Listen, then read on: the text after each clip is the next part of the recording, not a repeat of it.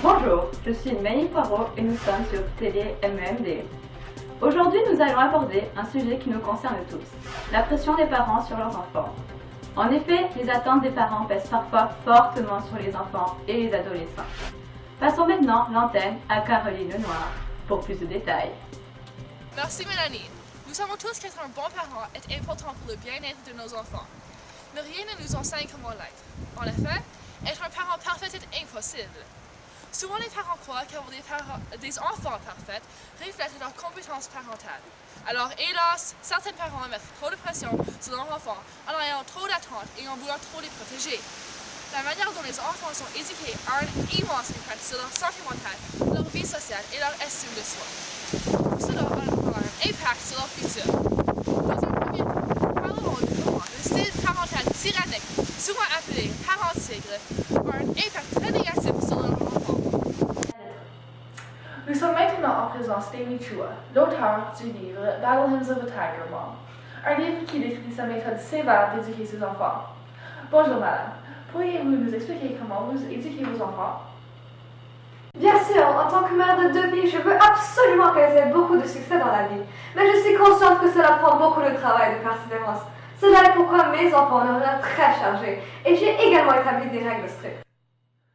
Pourriez-vous nous donner quelques exemples de ces règles? Oh, elles ne peuvent pas avoir une note plus basse que A, bien sûr. D'ailleurs, mes filles n'ont jamais eu une note plus basse que A et ont réussi à rentrer dans l'université de Harvard. Elles doivent jouer au piano et du violon au moins 3 heures par jour. Mais seulement ces instruments. En effet, elles ont joué à Carnegie Hall à un très jeune âge. De plus, elles ne peuvent pas participer à des activités sociales telles que des sleepovers, participer dans des pièces de théâtre, etc. Les seules activités auxquelles mes filles peuvent participer sont celles où elles ont une chance de remporter une médaille. Évidemment, seule la médaille d'or est acceptable. Pensez-vous que cette pression et ces limitations sont bonnes pour vos enfants? Bien sûr, mon style d'éducation est parfait. Puis, pour mes enfants, cela leur permet d'atteindre des niveaux de succès incroyables. Elles sont de bonnes élèves et remportent de nombreux prix en musique. Et que faites-vous si vos filles ne veulent pas suivre ces règles? Oh, mes filles me respectent et m'écoutent en tout temps. À vrai dire, je suis très sévère avec elles. Si elles me déçoivent, elles reçoivent des punitions rigoureuses. C'est ainsi que je vais redonner la peur de me décevoir. Et puis, elles n'ont pas intérêt à se plaindre de la façon dont je les éduque. Après tout, je crois qu'il est plus important de pousser mes filles à leur plus haut potentiel que de m'assurer qu'elles m'aiment et qu'elles soient heureuses. C'est pour leur propre bien. Dans le futur, elles excelleront et me remercieront. Merci pour votre temps, ceci a été très informatif. Je vous en prie. Pour voir de l'autre côté de cette relation, discutons avec sa fille Louisa Chua à propos de son enfance contrôlée. Pourrais-tu nous décrire un souvenir important de ton enfance? Je me souviens d'avoir passé beaucoup de temps dans l'auto en allant d'activité en activité. C'était comme si je vivais dans l'auto. Et bien sûr, je n'avais pas le droit de jouer ou de lire dans l'auto, à moins que ce soit éducatif et que ça m'aide pour l'école. Il fallait rester silencieux en tout temps. Ce que tu viens de nous dire nous intéresse. Est-ce qu'on t'a souvent demandé de rester silencieuse? Oh oui, chez nous il y a une expression qui était toujours présente. Les enfants doivent être vus et non entendus. Notre maison était très silencieuse, sauf pour le piano et le violon bien entendu. Si j'osais pleurer, on m'enfermait dehors pour me punir ou même pire. Grâce à ça, on apprend vite à cacher ses émotions. Tout de même, crois-tu que tu as eu une bonne enfance? Techniquement oui, puisque mes parents m'aimaient et avaient assez d'argent. Mais puisque je n'ai pas eu la chance de pouvoir m'amuser et d'avoir du temps libre pendant mon enfance, je trouve que je n'ai pas eu la chance d'apprendre plusieurs choses qui sont aussi importantes que l'école. Puis, il y avait aussi l'histoire avec les notes. Je devais toujours avoir les meilleures notes et être la première de la classe. C'est surtout ça qui m'a marqué. Je devais beaucoup réviser, même trop parfois. Puis avec toutes les activités qu'on m'a fait faire, je n'avais pas assez de sommeil. J'en avais vraiment assez. Il y a même un moment où j'ai pensé à en finir avec la vie. Alors si je comprends bien, tu as vécu une enfance qui t'a infligé beaucoup de pression et qui t'a mené à vouloir te suicider. Je suis désolée d'entendre cela. N'importe qui se sentirait de cette façon après une telle expérience. J'espère qu'à présent tout va mieux et que tu auras la force de surmonter ce passé. À cause de la sortie du livre Battle Hymns of a Tiger Mom, plusieurs recherches ont été faites pour déterminer si ce style parental est vraiment bon pour les enfants. Les résultats ont démontré que malgré leur succès dans divers domaines, les enfants éduqués de cette manière souffrent plus souvent de problèmes mentaux comme la dépression ou l'anxiété.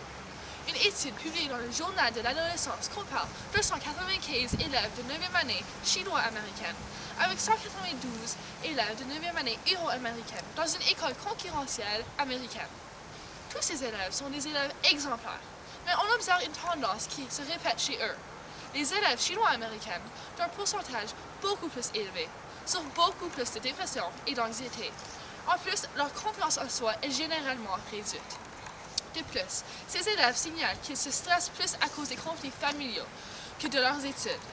Ce niveau de pression qui caractérise le style parental d'une mère tigre commence à un jeune âge et continue pendant la vie entière de ses enfants. Ceci a évidemment beaucoup d'effets sur la santé mentale de ces enfants et sur leur relation avec leurs parents. Nous sommes maintenant en présence de Michelle Garnier, une psychologue. Plus tôt, nous avons eu une discussion avec une personne qui a eu une enfance très stricte. Elle nous a confié le fait qu'elle a voulu se suicider. Pouvez-vous nous expliquer pourquoi? Alors, pour résumer, les adolescents ressentent trop de pression. Cette pression provient des parents qui veulent qu'ils aient du succès dans tout ce qu'ils font et qu'ils soient les meilleurs. De plus, les activités en plus des cours sont beaucoup trop pour eux. De ce fait, ils font des dépressions car ils ne se divertissent pas. Ils doivent toujours être sérieux et travailler. Lorsqu'un adolescent aura une trop grande dépression, il risque de se scarifier. La scarification est l'acte de se mutiler en se coupant, normalement sur le bras. Elle est un appel au secours de la part de l'adolescent. Mais si l'entourage ne réagit pas à la détresse de l'adolescent, il se peut qu'il tente de se suicider. Une recherche a démontré que depuis les années 1950, il y a une très grande augmentation dans le taux de dépression chez les jeunes. Effectivement, le taux de suicide a quadruplé entre les années 1950 et 2005. Merci Michelle Gagnon pour ces informations pertinentes. Nous repassons à l'antenne. Merci Madame Benoît pour ces informations qui illustrent l'impact du style tigre. Ce style parental n'est pas le seul qui provoque des problèmes. Le style de parent pôle nuit également au bonheur des enfants. Les parents qui appliquent ce type d'éducation sont très envahissants. Ils enlèvent beaucoup de liberté aux enfants en imposant des restrictions. La cause de cette surprotection des enfants est la peur. Il semble être que la société a décidé que pour protéger les enfants du danger et pour les éduquer, il faut les priver des activités qui les rendent heureux. À la place, ils sont placés dans des environnements où ils peuvent continuellement être évalués et surveillés par des adultes. C'est un environnement qui produit de l'anxiété et de la dépression. Pour mieux comprendre ce phénomène, nous avons contacté Eugénie Ducatel, une enseignante à l'école élémentaire, qui observe de plus en plus ce style parental chez les parents de ses élèves. Passons maintenant l'antenne à Karine Lenoir. Bonjour Madame Ducatel. Pouvez-vous nous expliquer vos expériences personnelles avec des parents de ce genre? Pas de problème. Je suis une enseignante de la 4e année et j'ai souvent des parents qui me demandent de mieux prendre soin de leur enfant. On m'a aussi déjà demandé de garder une élève à l'intérieur pendant les récréations afin de les séparer des élèves qui croient être plus turbulents.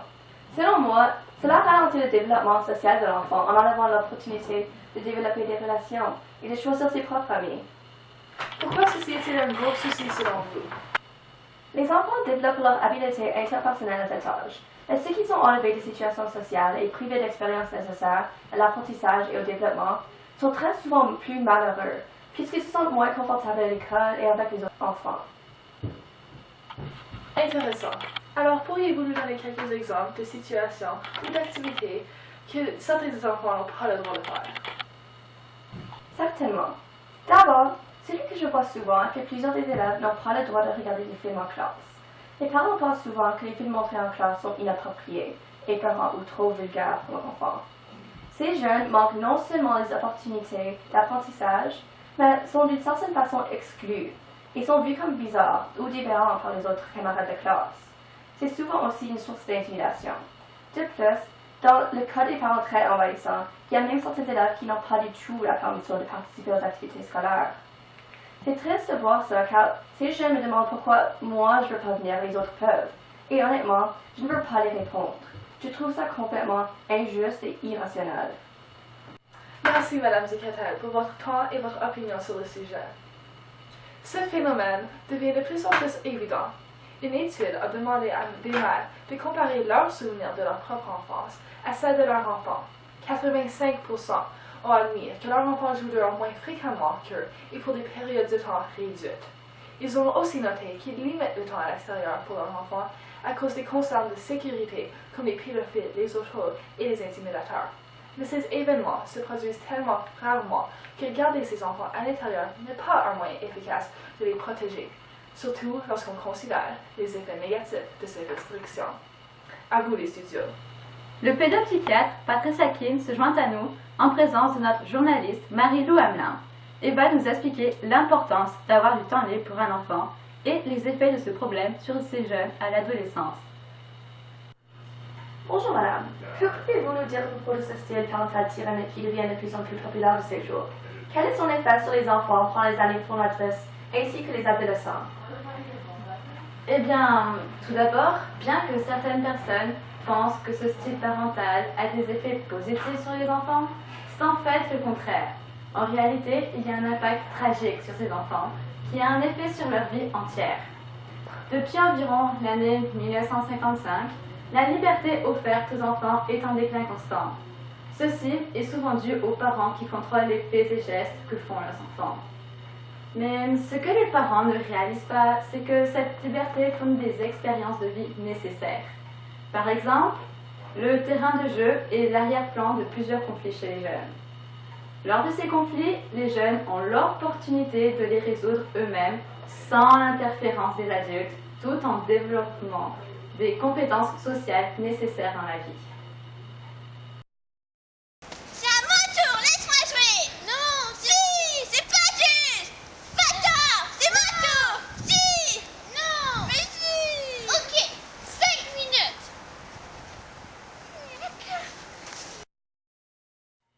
Voulez-vous dire que la liberté offerte permet aux jeunes de développer leur indépendance? Bien sûr, lorsqu'un enfant se retrouve tout seul et s'ennuie, il doit trouver une occupation par lui-même. Il doit également découvrir tout seul ce qui est dangereux et ce qui ne l'est pas. De cette façon, il peut apprendre de ses erreurs et développer son indépendance. Par exemple, un enfant peut voir un tronc d'arbre tomber comme un bateau et s'amuser à être un pirate pendant des heures. Mais après être tombé, il peut réaliser qu'il faut faire plus attention à sa sécurité en s'amusant. Merci. Vos explications nous ont été d'une grande aide. À vous les studios. Merci Marie-Lou. Après avoir découvert les conséquences de ces deux types d'éducation, voyons les solutions possibles pour régler ce problème de pression. Les parents tigres et les parents poules ont des conséquences visiblement toxiques et détrimentales sur les enfants. Heureusement, il existe des méthodes plus positives d'éduquer les enfants en s'assurant qu'ils puissent acquérir les expériences et les habiletés nécessaires au développement. Ces parents ont des enfants indépendants et bien équilibrés, c'est-à-dire un enfant en bonne santé, heureux et confiant. Pour atteindre ce style parental, il faut équilibrer l'encouragement du succès et le soutien moral après les défaites. Il y a quelques petits détails dont il faut prendre conscience. Les parents peuvent mettre en place des changements mineurs dans l'horaire de jeunes pour avoir un gros effet positif sur leur santé mentale. En laissant des ouvertures dans l'horaire et en diminuant le montant d'activités supervisées, les enfants ont la chance d'utiliser leur imagination pour diriger eux-mêmes leur amusement. Comme un enfant qui invente une langue secrète avec ses amis ou jouer maison, ils doivent également les laisser prendre des risques et les réconforter lorsqu'ils échouent, non les punir. Un autre conseil important est qu'il faut laisser les enfants choisir leur futur et non les pousser à aller dans une direction indésirable.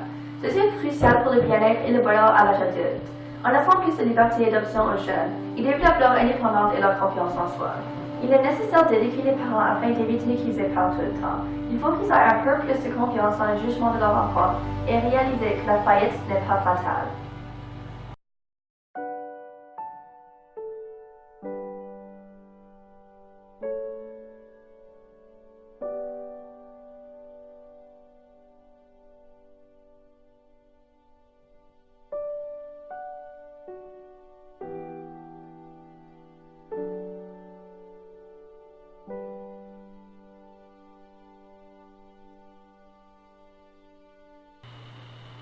Le style d'éducation est différent dans chaque famille.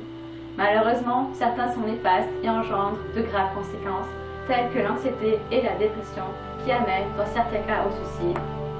Deux styles parentaux de ce genre sont le style tigre et le style poule. En mettant trop de pression et de contrôle sur les jeunes, ces parents ont des effets négatifs qui continuent indéfiniment. Une des grandes difficultés chez les parents de ce genre est de pouvoir se débarrasser de la peur qui les mène à vouloir tout contrôler.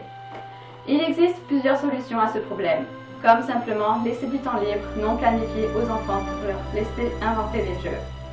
Mais est-ce que les enfants, une fois devenus adultes, éduqueront leurs enfants de la même façon? Est-ce vraiment un cercle vicieux interminable?